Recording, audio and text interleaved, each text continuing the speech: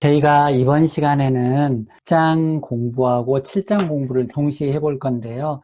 6장에서는 저희가 에크만 수송을 지난 시간에 배웠고 오늘 한 번 더 복습하고 그리고 나서 에크만 수송을 이용해서 용승에 대해서 그리고 에크만 펌핑에 대해서 해볼 것인데요.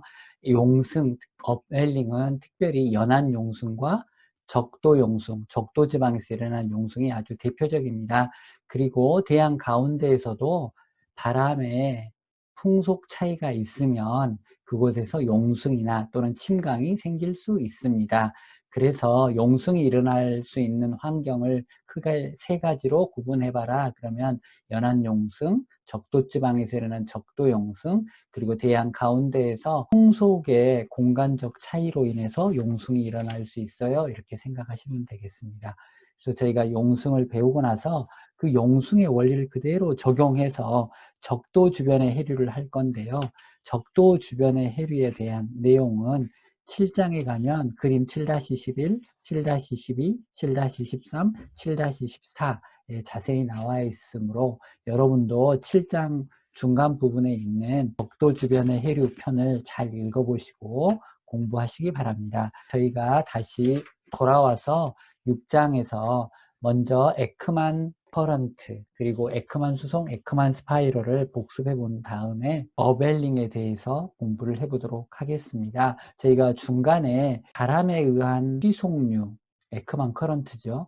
그것이 지형류와 어떤 관계가 있는지 그 관계성을 잠깐 말씀드리고 나서 그게 윈드 드리븐 서큘레이션과 어떻게 연결되는지를 종합해 보도록 하겠습니다.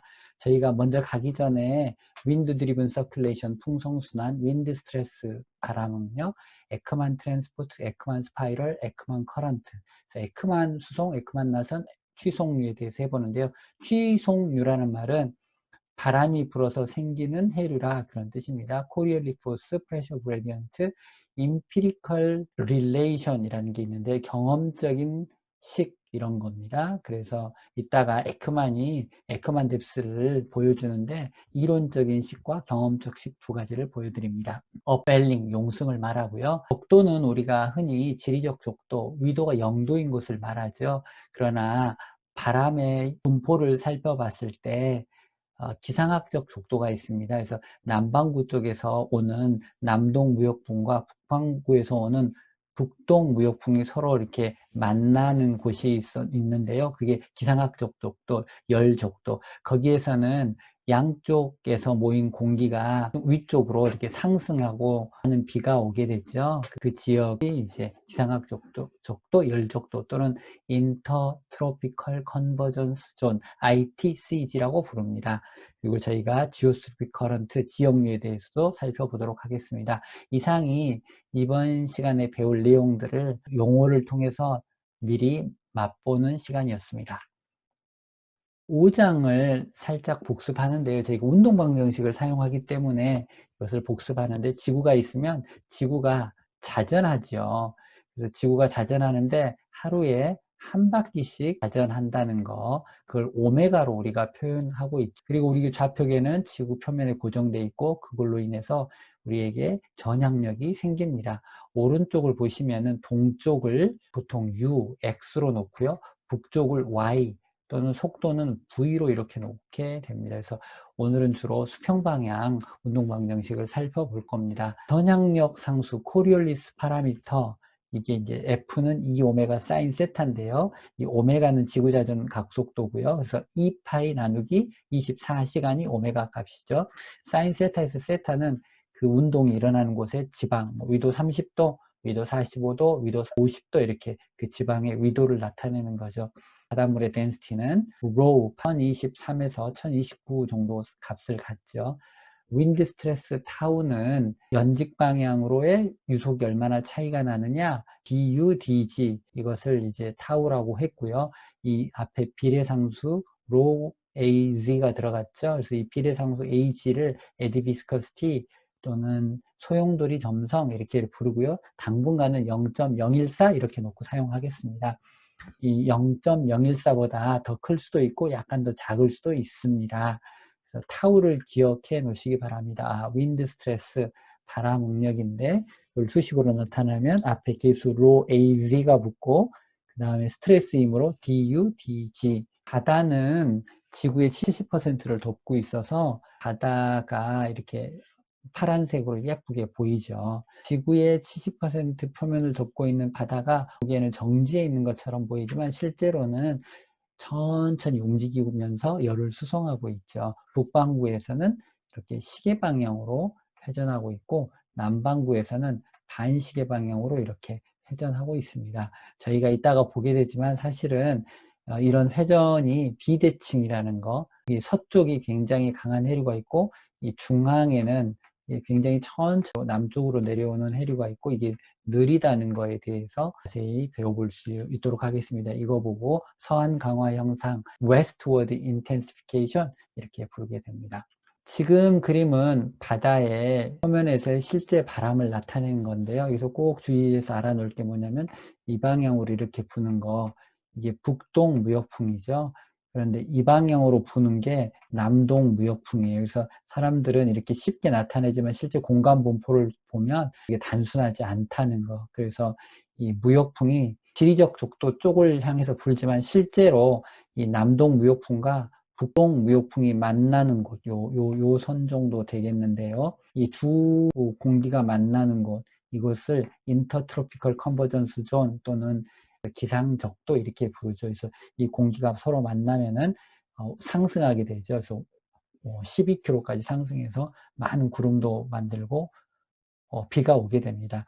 그리고 여기서 하나 알아야 될 게 이 두 공기가 만나는 곳에 풍속이 제일 작습니다. 이것을 돌드럼이라 그러고요. 이 제일 작은 곳에서부터 점점 풍속이 북쪽으로 가면서 빨라지고 남쪽으로 가면서 이게 빨라졌다가 다시 줄어들죠. 그래서 풍속이 위도에 따라서 달라진다는 거 기억하시고요. 이 캘리포니아 연안은 연안을 따라서 남쪽으로 바람이 부네요. 그래서 여기 이제 연안 용승이 일어나고요. 페루 연안에서도 이 해안을 따라서 북쪽으로 바람이 불죠. 그래서 여기도 연안 용승이 아주 크게 일어나는 지역입니다. 이따 보시겠지만 이 적도 주변에서도 적도 용승이 일어나게 됩니다. 그래서 이 바람이 공간적으로 균일하지 않고 서로 그 크기와 방향이 다르다는 거 잘 살펴보시기 바랍니다. 지금까지 이제 ASB 끝났고요. 저희가 6.7절, 6.8절의 에크만 트랜스포트, 에크만 스파이럴 복습을 하고 6.2절, 7.3절에 있는 이퀴토리얼 커런트 시스템, 적도 주변의 해류 시스템에 대해서 자세히 공부해 보도록 하겠습니다. 첫 번째 운동 방정식을 복습하고요. 두 번째 에크만 트랜스포트, 에크만 스파이럴 또 복습하고요. 에크만 트랜스포터와 에크만 스파이럴에 의한 그 다이나믹스가 표층 50m 또는 100m에 작용해서 해수면의 기울기를 만들어내고 그 해수면 기울기가 결국은 그 아래에 있는 힘들이 그러니까 50m부터 100m, 500m, 1000m까지 있는 물들이 빨리 움직이게 하는 지역류를 형성한다. 이런 걸 연결해 보도록 하겠습니다. 지금까지 이제 복습이었고요. 이제 리뷰 한번 해보면요. 물덩어리가 있으면 물덩어리에 작용하는 힘은 본래 세 가지인데요. 수평 방향으로는 코리올리 포스, 프레셔 그레디언트, 그 다음에 프릭션 이렇게 세 가지가 있습니다. 연직 방향 하나 더 있죠. 중력. 여기 표시하지는 않았습니다. 그래서 이 힘들이 각각 작용해서 이 제일 힘이 센 쪽으로 이렇게 움직이게 되죠. 어느 방향으로 움직일지는 이 네 개의 화살표를 다 합쳐가지고 움직이게 해야 됩니다. 그래서 F는 MA인데요. 액셀레레이션 가속도는요. 단위 질량당 작용하는 힘들이 있는데 첫 번째 압력 경도력, 두 번째 코리올리스 포스, 세 번째 이제 마찰력인데 바람 마찰력과 바닥 마찰 이렇게 세 가지 힘으로 구분할 수 있겠습니다. 아래가 운동 방정식을 또 쓴 건데요. 보시면은 이 왼쪽 항이 가속도고요. 첫 번째가 수압 경도력 또는 압력 경도력, 그다음에 전향력항, 바람 마찰력항, 바닥 마찰력항 이렇게 이제 운동 방정식이 주어져 있죠. 저희가 바다의 흐름을 보면 어떤 곳에 흐름이 일정하다. 그러니까 U가 시간에 따라 변하지 않고 일정한 상황이 있죠. 이런 걸 스테디 스테이트라 그러는데요. 그런 상황이 됐을 때, 여기 이제 무시가 되겠죠. 충분히 깊어서 바닥의 마찰이 느껴지지 않을 수도 있어요. 그리고 바람이 안 불면 바람 마찰이 없겠죠. 이런 상황이 되면 압력 경도력 항하고 전향력 항 두 개가 균형을 이루고 있죠. 이렇게 두 개가 균형을 이루고 있는 상황이면 지형류라고 부르게 되죠. 이런 상황이 다음 그림과 같이 해수면이 이렇게 기울어져 있으면 왼쪽하고 오른쪽에서 왼쪽의 해수면 높이가 얕고 오른쪽 해수면 높이가 이게 좀 더 델타 G로 더 높죠. 그렇게 되면 1번과 2번에서 압력을 재면 2번의 압력이 커서 물이 아마 처음에는 2번에서 1번으로 이렇게 쪽으로 움직이려고 할 거예요. 일단 움직이기 시작하면 전압력이 작용해서 이 화면 속 방향으로 흐름이 생기죠. 그리고 나서 균형을 이루고 나면 이게 지형류가 형성이 됩니다. 그래서 이 화면 안쪽 방향으로 해류가 생겼죠. 그래서 이 두 가지, 이것은 압력 경도력하고 전향력이 지금 균형을 이룬 상태입니다. 이제 1898년에 난센이 북극에 가서 여기 바다 얼음들이 바람에 따라 움직이는 것을 관찰을 하고 알아낸 게, 바람이 불면 이 북반구에서는 바다 얼음이 바람 방향으로 가지 않고 바람 방향의 20도, 30도, 40도 이 정도 이렇게 오른쪽으로 휘어져서 계속 이동한다는 것을 이분이 발견을 하고, 그리고 와서 에크만의 도움으로, 에크만이 왜 이런 현상이 일어나는지, 왜 바람 방향의 오른쪽 방향으로 각을 이루면서 흘러가는지를 에크만이 증명하게 됩니다. 이걸 이제 에크만 커런트라고 부르게 되고, 처음에 이것을 현상을 기록한 사람은 난센입니다.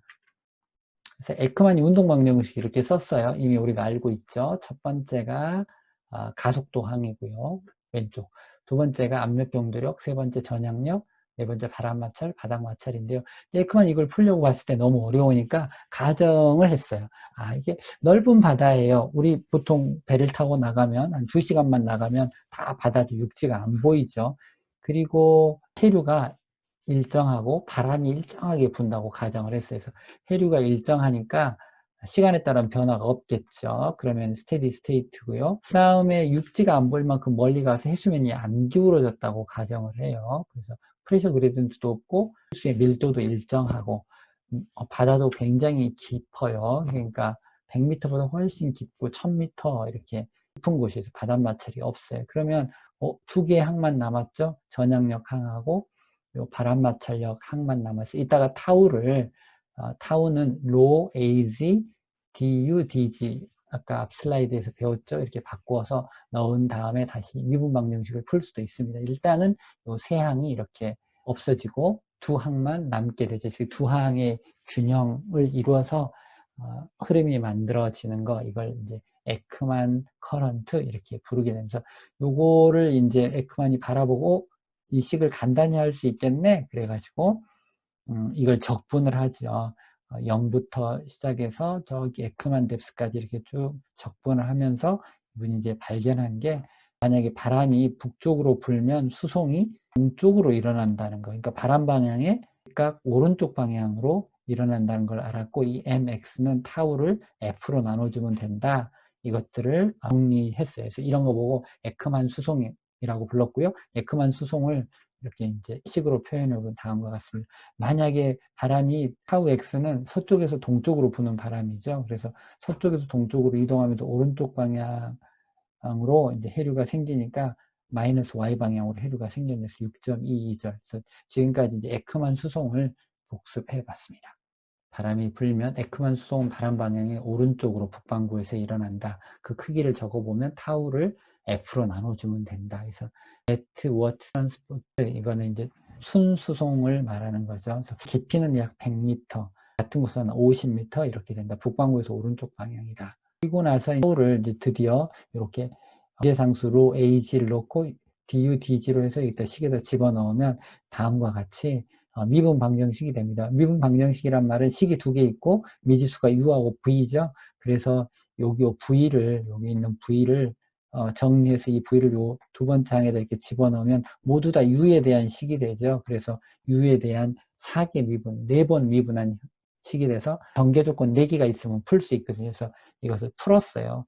그만이 푼 다음에 이 식을 이제 식으로도 나타내고 그림으로도 나타내는데 다음과 같이 됐어요. 표층 바람이 불면 표층 한 1m 또는 50cm 아래에는 이렇게 45도 방향으로 물이 흐르고요. 그 아래에는 더 각이 생겨요. 45보다 더 크게. 그 대신 속도는 줄어들고 그래서 점점 내려가면 내려갈수록 속도가 줄어들고 그 방향이 바람에 대해서 오른쪽으로 계속 편향되는 걸 볼 수 있어요. 그래서 그 어느 수심에 가면 이게 반대 방향, 바람의 반대 방향 흐름도 있고요. 이거를 표층부터 이 아래쪽까지 다 합하면 결국 아까 순수송 오른쪽 방향으로 움직이는 네트 트랜스포트가 생기죠. 90도 방향으로. 그래서 이 90도 방향으로 가는 걸 에크만 트랜스포트, 에크만 수송이라고 부르고 표층은 빠르고 아래로 가면 느려지고 오른쪽으로 점점 휘어지는 것을 에크만 나선이라고 부릅니다.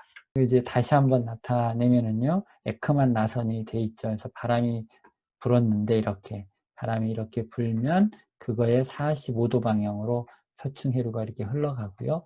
그 바로 아래층에서는 그거보다 좀 더 오른쪽으로 휘어지는데 크기가 작아지고 그래서 오른쪽으로 휘어지는 이유는 전향력 때문이고요. 그 크기가 점점 작아지는 마찰력 때문에 에너지가 손실되기 때문입니다.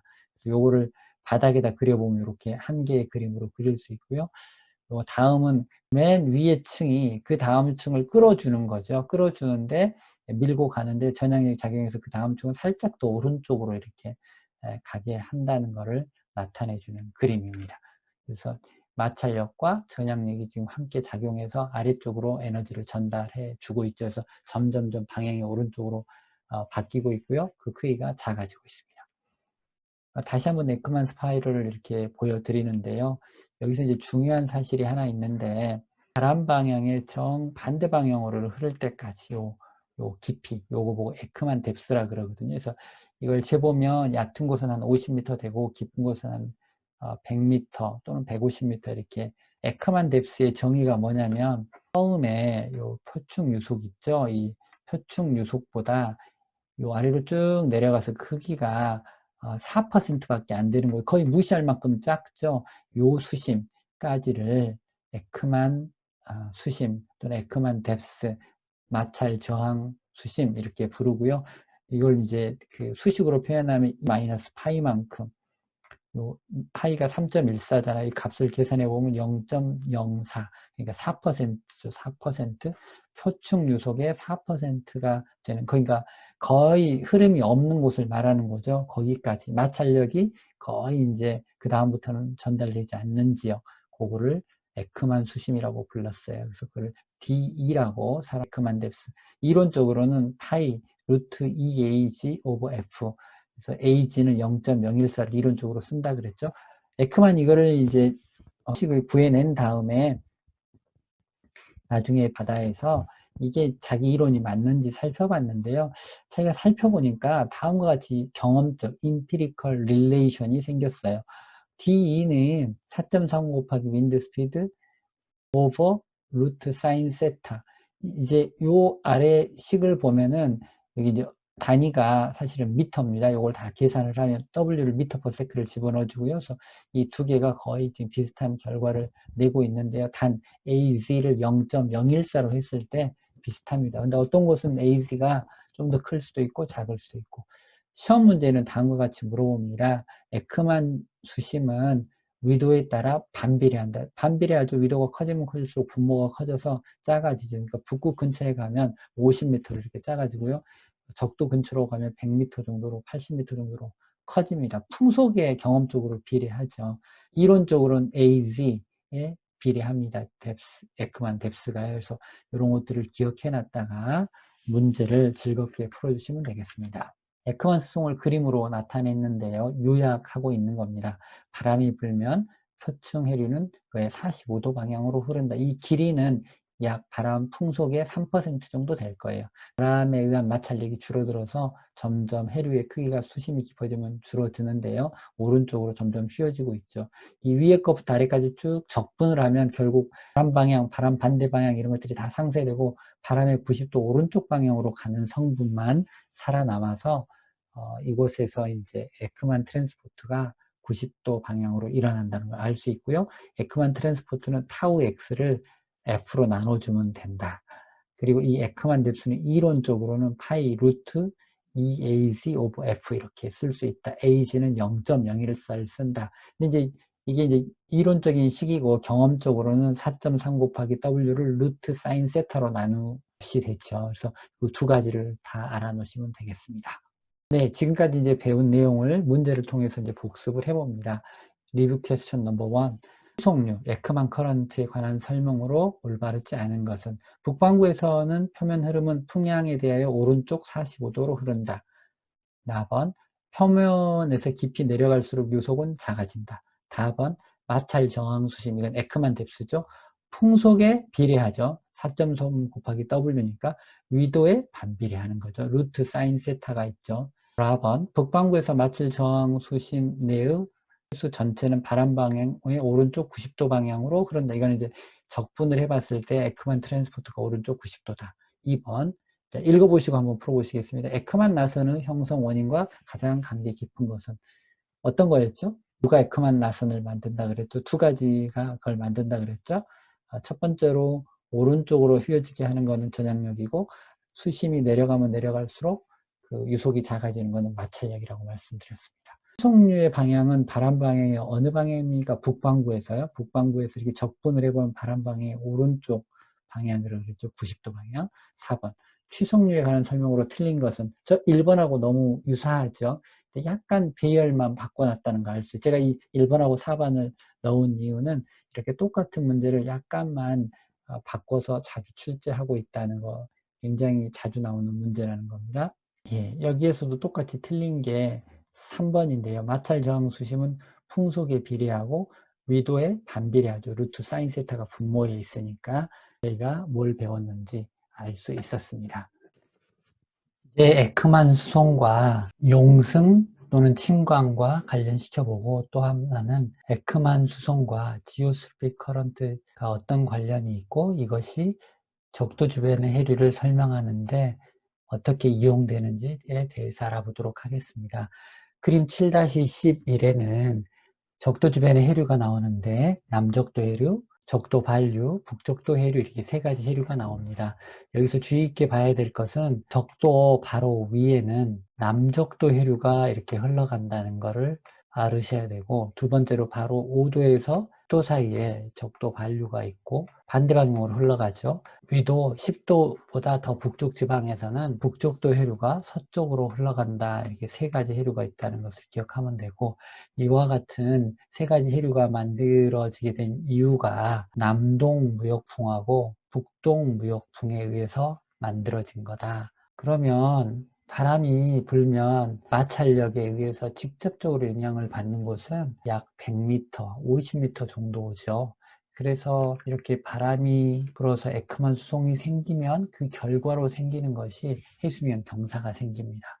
해수면 경사가 생기면 왼쪽과 오른쪽 사이에 압력 등들이 생기죠. 그래서 이 A쪽의 압력과 B쪽의 압력을 비교해 보면 B쪽의 압력이 더 높습니다. 그래서 이 사이에 있는 물은 B에서 A쪽으로 가려고 하는데 이게 쭉 가는 동안 전향력이 작용해서 오른쪽으로, 그러니까 칠판 속으로 가게 하죠. 만약에 칠판 속으로 가는 흐름이 있으면 A쪽으로 압력 용도력, B쪽으로 전향력이 균형을 이루는 상태가 됩니다. 이와 같이 지형류를 만들어지게 된 원인이 해수면이 기울어진 건데, 해수면 기울기는 이 바람 마찰이 만든 겁니다. 그래서 실제로 바람의 직접적인 영향은 표층 한 50m, 100m까지밖에 안 되지만 이것이 만들어낸 해수면 기울기가 압력 경도력을 만들고, 그 압력 경도력에 의해서 만들어진 지형류는 수심 1000m, 2000m까지 이렇게 생길 수 있다.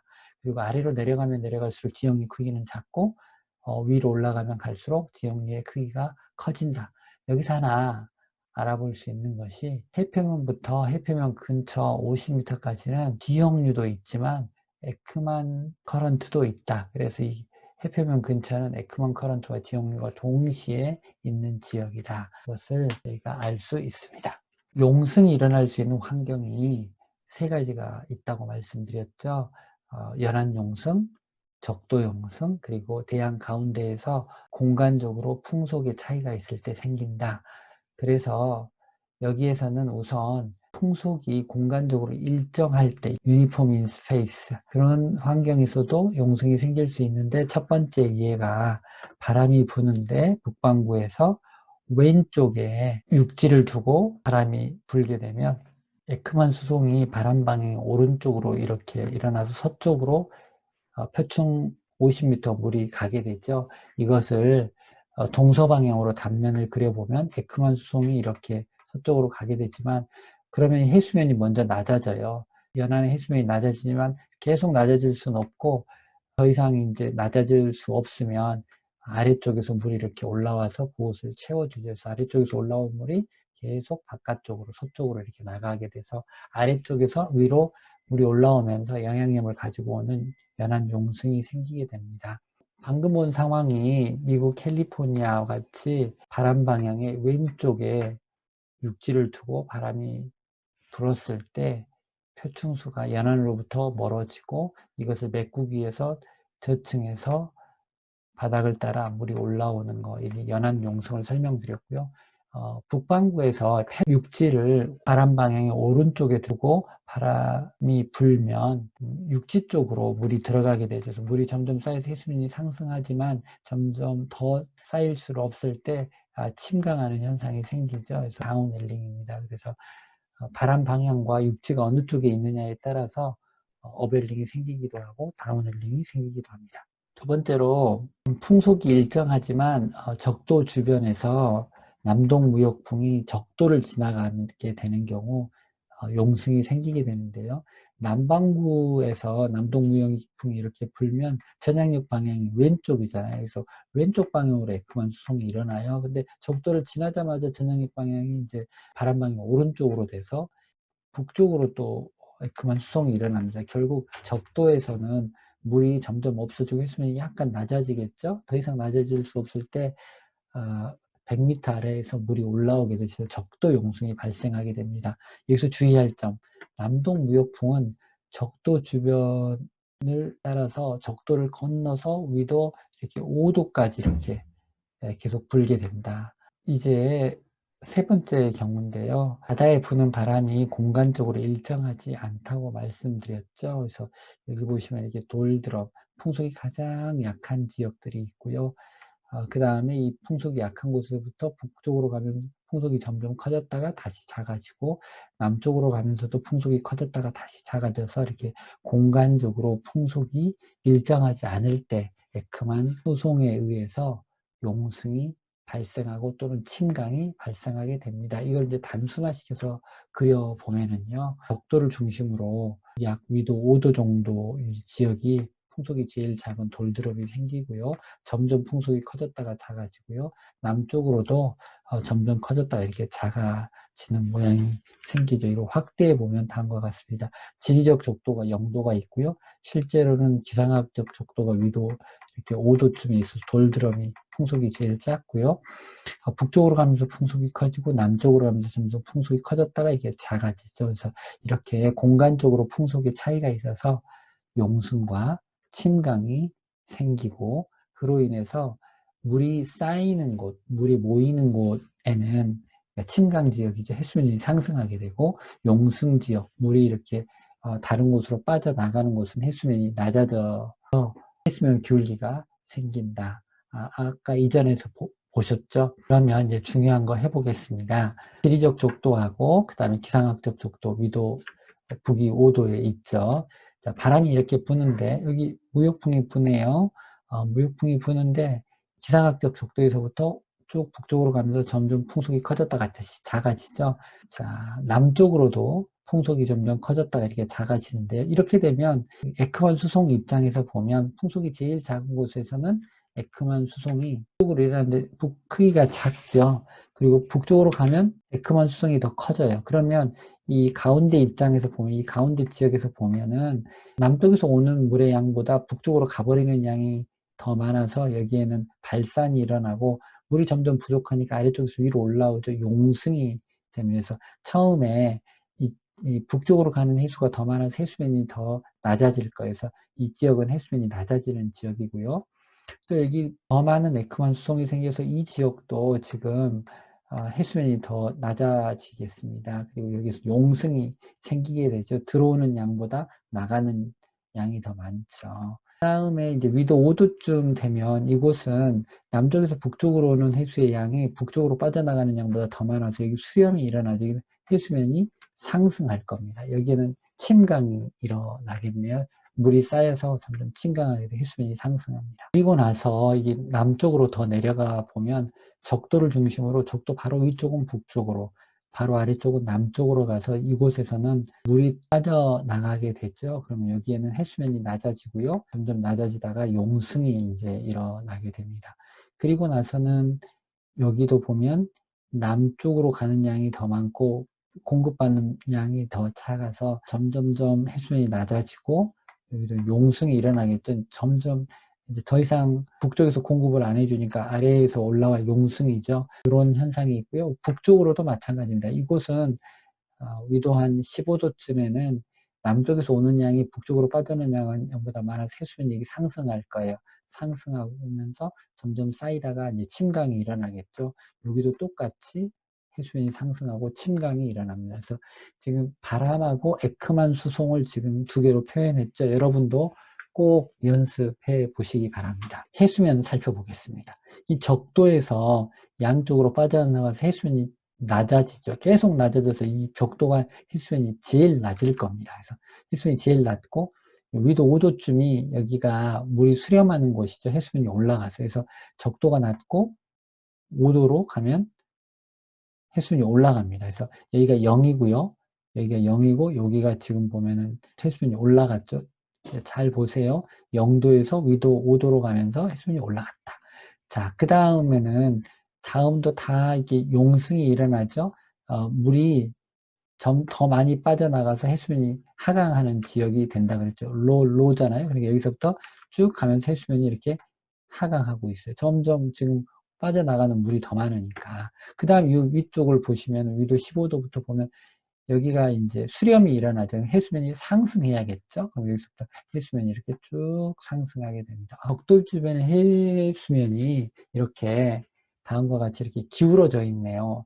그러니까 적도에서 제일 낮고 5도로 가면서 올라갔다 5도에서 10도까지 다시 낮아졌다가 다시 10도에서 쭉 상승하는, 그래서 해수면 기울기가 지금 공간적으로 변합니다. 그래서 이와 같이 해수면 기울기가 변하는 이유가 에크만 트랜스포트가 그 양이 달라서 그렇죠.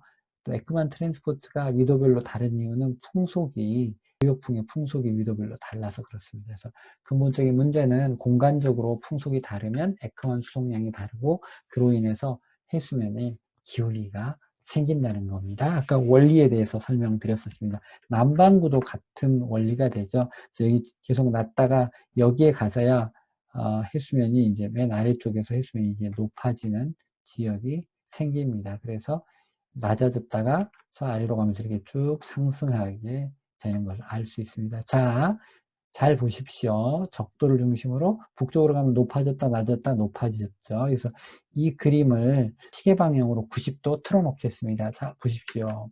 네, 틀어놨습니다. 적도를 중심으로 5도까지 해수면이 올라갔다가 내려갔다가 다시 올라간다고 말씀드렸죠. 그래서 요 그림 기억하시고요. 남반구에서는 적도에서부터 시작해서 남쪽으로 가면서 해수면이 증가했죠. 네, 해수면이 점점 이렇게 증가하는 모습 보실 수 있습니다. 자, 이와 같이 해수면이 서로 기울기가 이렇게 다른 이유는 동쪽에서 서쪽으로 부는 무역풍의 크기가 위도에 따라 다르기 때문이죠. 여기 기상학적 적도, 여기가 풍속이 제일 작고 다른 곳이 이제 풍속이 점점점 커졌다가 작아지고 여기도 커졌다가 작아져서 이런 해수면 모양이 생겼어요. 이제 그래서 에크만 트랜스포트가 해수면 기울기를 만들어내고, 에크만 트랜스포트는 실제로 한 50m, 100m까지만 일어나죠. 근데 해수면이 기울어지면 500m 아래, 1000m 아래 여기에서도 보시면은 여기 B가 만약에 500m 아래고 C가 500m 아래, 여기까지는 바람의 직접적인 영향이 없거든요. 마찰력이. 그렇지만 해수면이 이렇게 B가 해수면이 높고 A가 해수면이 낮아서 압력 경도력이 생기죠. 그래서 B 쪽에서 A 쪽으로 이렇게 압력 경도력에서 물이 가려고 그래요. 쭉 가려고 하면 전향력이 작용해서 북반구에서 오른쪽이니까 이 페이지 바깥으로 흐름이 생길 겁니다. 바깥으로 생겼죠? 지형류가 생겼습니다. 이게 적도 반류네요.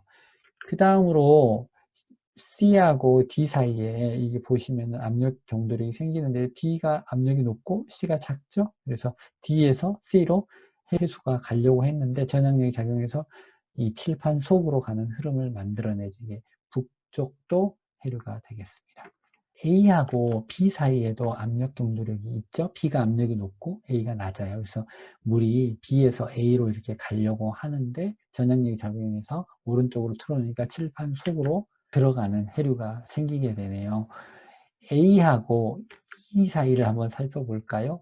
여기 보시면 이쪽에 해수면이 더 높죠. 그러니까 여기가 압력 경도력이 크고요. 그래서 E에서 A 쪽으로 가려는 압력 경도력이 있었어요. 그래서 해수가 이렇게 가려고 하는데 이게 남반구니까 가려는 방향 왼쪽으로 전향력이 작용하죠. 그래서 칠판 속으로 흐름이 생기게 됩니다. 그렇게 되면 여기 남적도해류. 그래서 보시면 여기서 결론 중에 하나가 이 적도 바로 여기에는 적도 바로 위쪽에도 남적도해류, 바로 남쪽에도 남적도해류죠. 그래서 적도에는 어떤 해류가 있어요? 그러면 남적도해류. 남적도해류는 동쪽에서 서쪽으로 흐르는 해류입니다. 칠판 속으로 흐르는 해류에서 약 위도 5도까지 다 남적도 해류라는 거예요. 행적인 거고요. 5도에서 10도 사이에서는 적도 반류, 서쪽에서 동쪽으로 흐르는 해류가 있고 이 북 10도에서 그 위쪽으로는 북쪽도 해류, 서쪽으로 가는 북쪽도 해류가 있는 거죠. 동쪽에서 서쪽으로 가는. 그래서 저희가 세 가지 해류 알아봤습니다.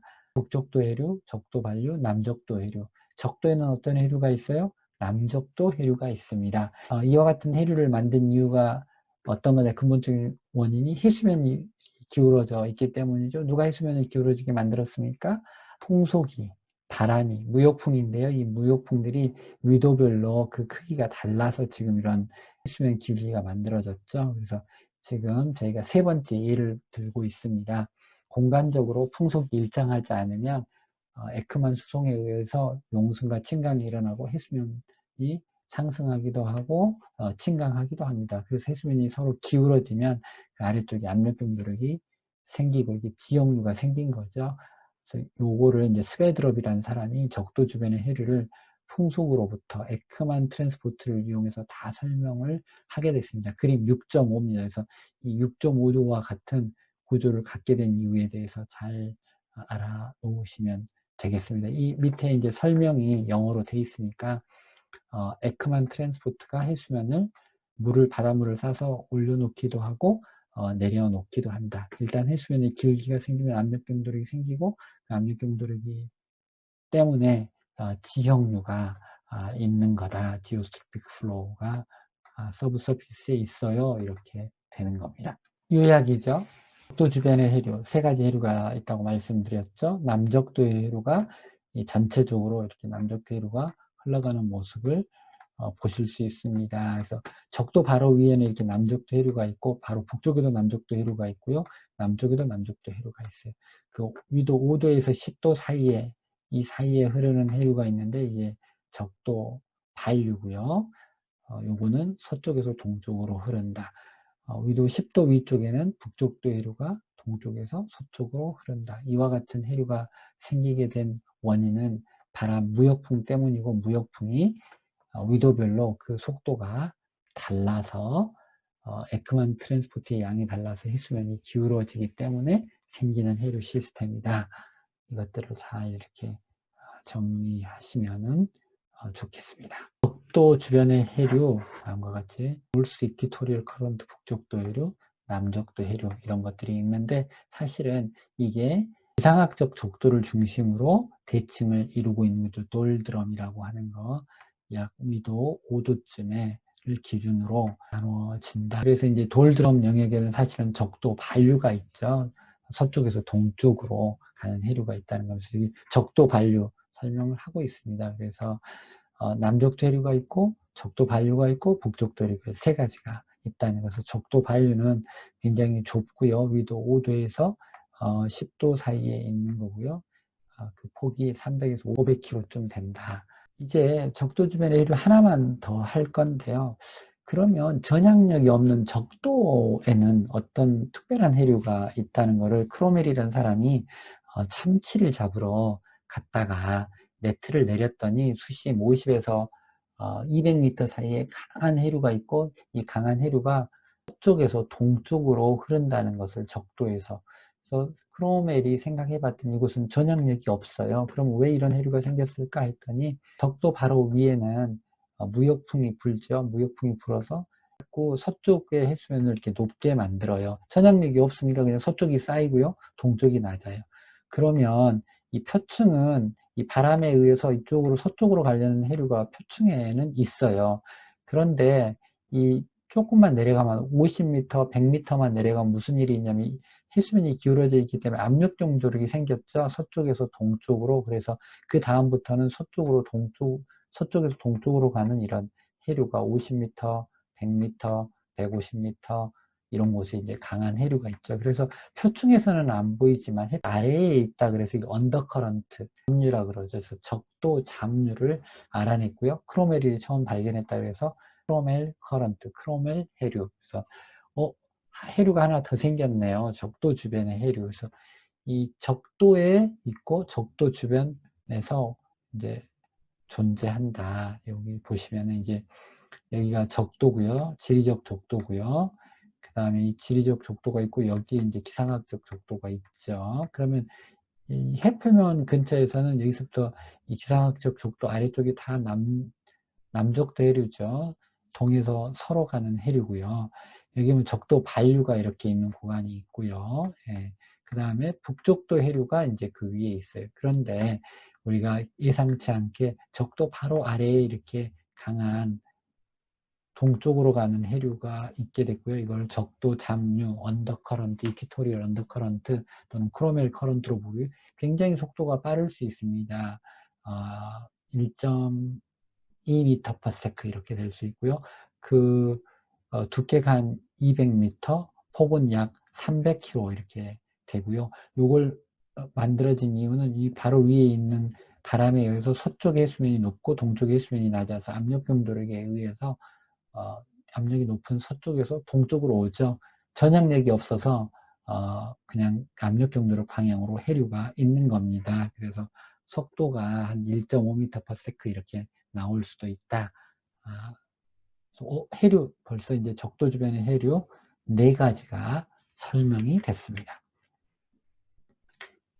어떤 책에는 수평 방향으로 이렇게 이제 잘 정리가 돼 있는데요. 여기 보시면은 이게 무역풍이 불어서 모든 해류가 시작이 되는 거죠. 근데 이 무역풍이 위도별로 속도가 다 다르다 그랬죠. 그래서 어떤 곳은 이렇게 특히 적도에는 다이버전스가 일어나죠. 발산이라는 해수면이 제일 낮아지게 되고요. 여기가 이제 해수면이 제일 낮아진다고 말씀드렸어요.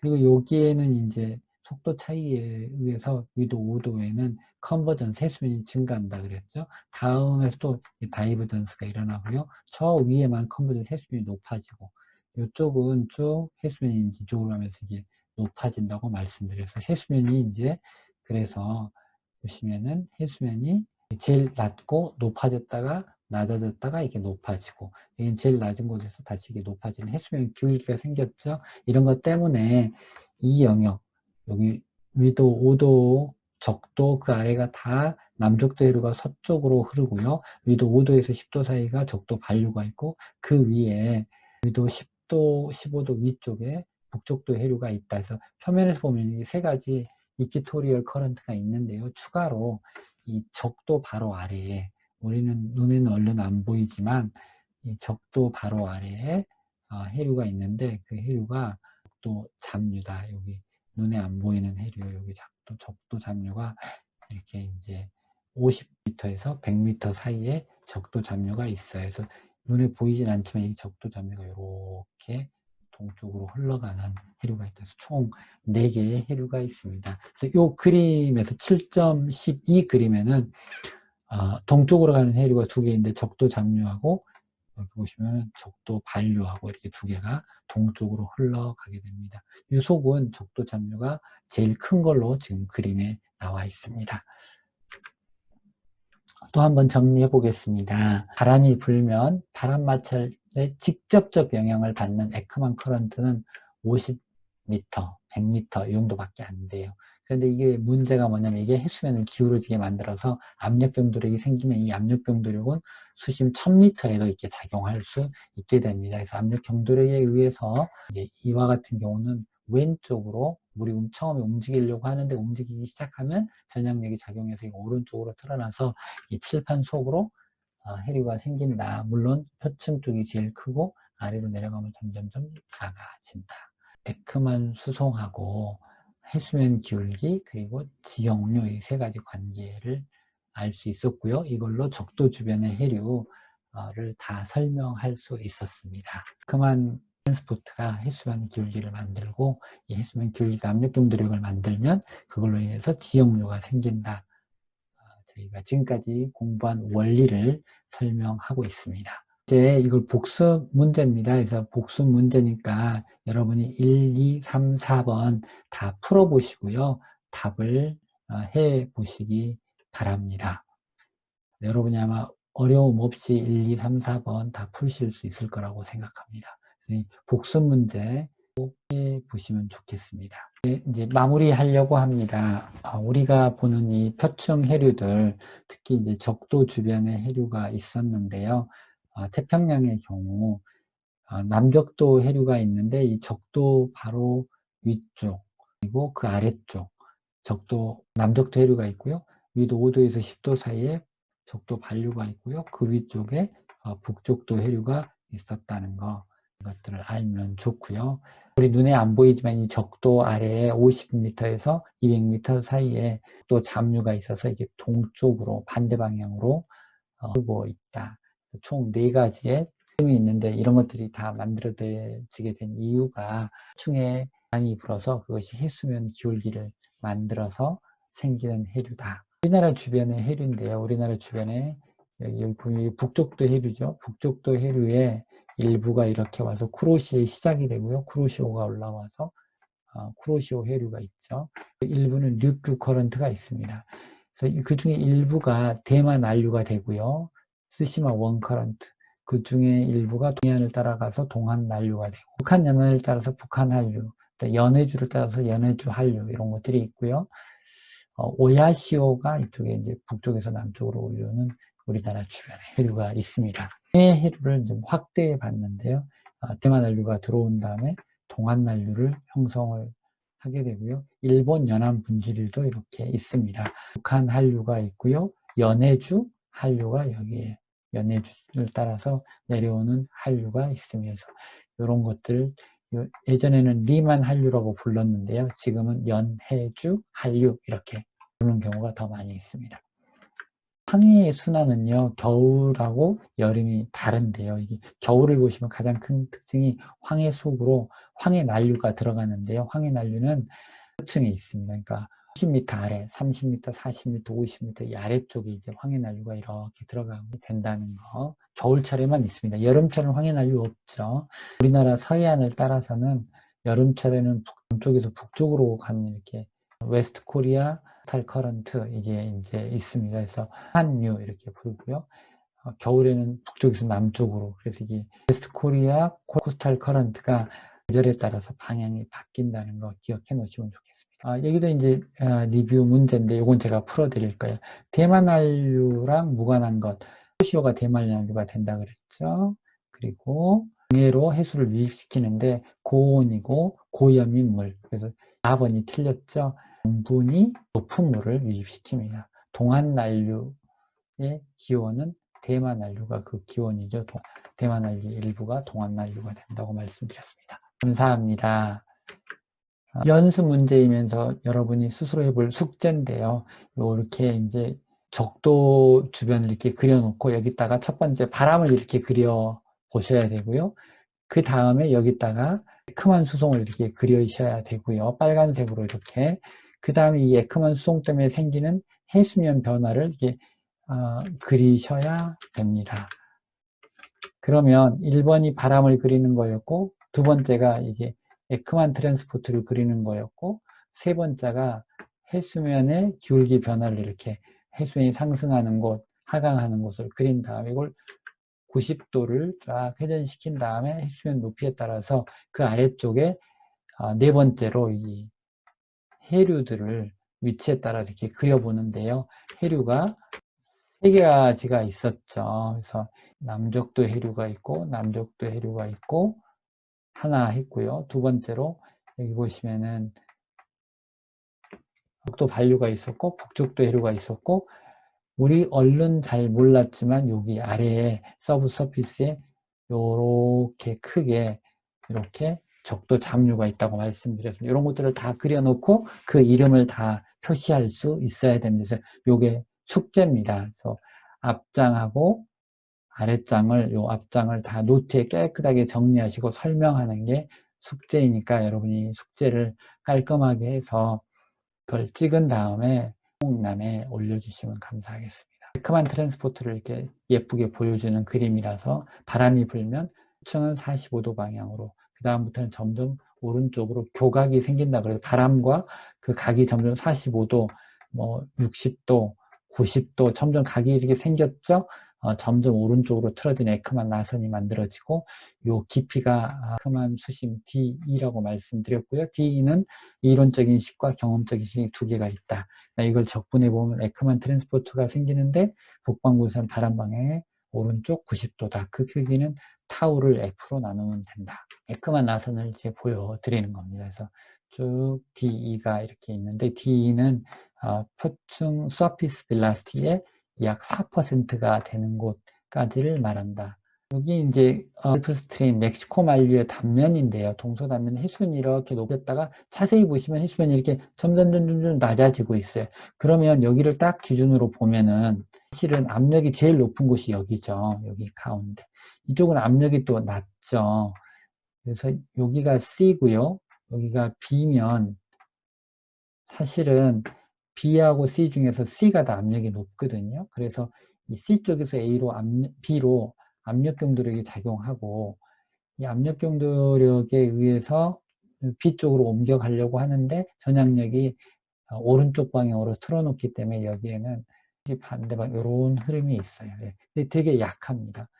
여기 C하고 A 사이에요. A 사이에는 A가 압력이 낮고 C가 압력이 큰데 훨씬 짧은 거리의 차이가 커서 훨씬 압력 경도력이 크죠. 그래서 C에서 B로 압력 경도력인데, 이 C에서 B로 덩어리가 가려고 하다가 이게 전압력에 의해서 칠판속으로 아주 강한 흐름이 생겨요. 이렇게 말씀드렸습니다. 그래서 여기 기울기가 제일 가파른 곳에 제일 강한 흐름이 있다고 말씀드렸고요. 이 크기가 이 대양 가운데의 크기에 비해서 훨씬 큽니다. 여기가 예를 들면 0.1m/s라면 여기는 1m/s, 10배 이상 굉장히 강한 흐름이 이쪽에 있고, 그래서 이걸 서한 경계류라고 부릅니다. 그래서 대표적인 멕시코 만류를 그려놓은 건데요. 그래서 이런 것들을 쭉 보고 이해할 수 있으면 좋겠습니다. 용승이 제일 많이 나는 곳을 이렇게 적도 용승이 적도를 따라서 이렇게 있다는 걸 제가 보여드리려고 이 그림 가져왔습니다. 그래서 적도 용승이 왜 생겼냐? 그러면 무역풍이 남동 무역풍이 이렇게 불어가는데 적도를 중심으로 전향력 방향이 바뀌어서 남반구에서는 남쪽으로, 북반구에서는 북쪽으로 이렇게 수송이 일어나면 해수면이 낮아지고, 더 이상 안 낮아지면 아래에서 결국 물이 부족하니까 아래에서 올라와서 채워줘야 되죠. 용승이 있으면서 100m 아래에 있는 물이 올라오면서 계속 차갑게 만들고 영양염을 갖고 와서 그 영양염을 표층에 공급하니까 이 표층에서 플랑크톤이 그 영양염과 햇볕을 이용해서 광합성을 계속 하게 되죠. 그래서 이곳에 이제 주로 식물 생산성도 높아지게 되면서 적도 용승을 사합니다. 이상으로 저희가 에크만 수송, 용승, 에크만 펌핑 이런 내용들을 다 해봤기 때문에 여러분이 책에 그림 6.10, 6.11, 6.12 관련된 내용들을 읽어보고 공부하시면 되겠습니다. 감사합니다.